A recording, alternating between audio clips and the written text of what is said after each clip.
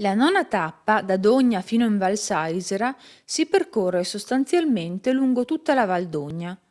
La valle è lunga 18 km e sale da quota 419 metri fino al rifugio Grego a quota 1392 metri, percorrendo una tortuosa strada costruita durante la Prima Guerra Mondiale dai soldati italiani.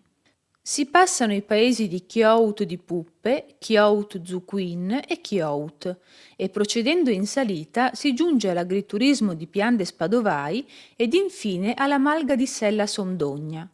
Da lì in 10 minuti di cammino si arriva al rifugio Grego, per poi scendere per 3 chilometri circa fino in Val Saisera, dove troviamo il rifugio Montasio.